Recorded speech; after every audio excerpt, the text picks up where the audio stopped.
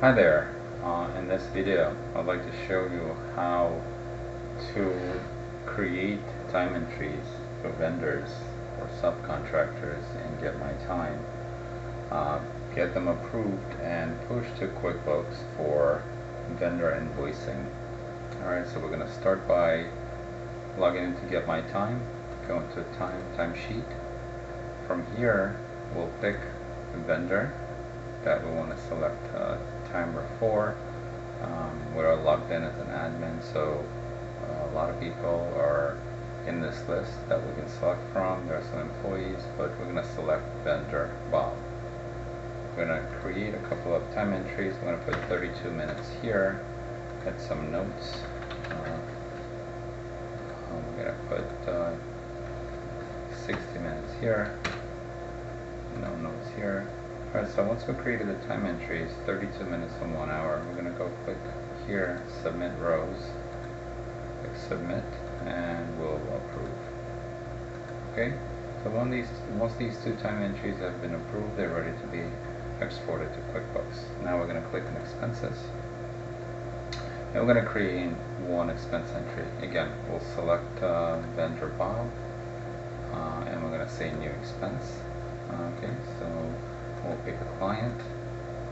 Let's say Buffy's client, service item, plans and permits, class would be labor costs, expense account, auto and track, and let's put $4,500 here. Okay, we're going to create, click on submit, and approve. Okay. Both items are ready to be exported to QuickBooks. We're going to bring up our GMT connector, click on Sync Now, and at this point what's happening is that any entry that was approved by the admin, or any expense of time tracking entry that was approved, will now be exported to QuickBooks, and later we'll show you where exactly to find it and how to create vendor invoices based on those entries. Okay, so it's about to finish. Now it's processing our first two time entries, followed by the expense entry. So once it's finished, I'm going to switch over to QuickBooks. Yep, it looks like sync is completed now. Now we'll switch over to QuickBooks and let's go find our entries here. So now we see vendor Bob is here. Okay, and as you can see on the transactions, this transaction already appears at $4,500. This is something that I created prior to that.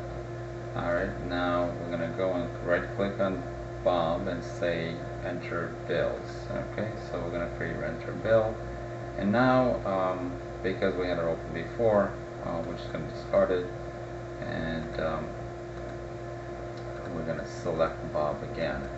Now this message basically states that there's a pending time entry for Bob, so we're going to say yes, because we want to bring it in. We're going to choose the date range, let's say between September 10th and September 23rd, hit OK, and all these entries are appearing here on the plans and permits. Because we had costs associated with plans and permits, it automatically configures the entry. So 1 hour translates into $90, and then 34 minutes, I believe, translates into 50.53 and $48. Alright, so we're done with creating a bill.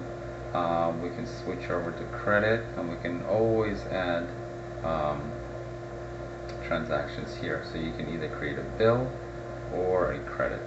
Okay, or another way to do that would be to add our expense transaction, as we saw earlier in from here.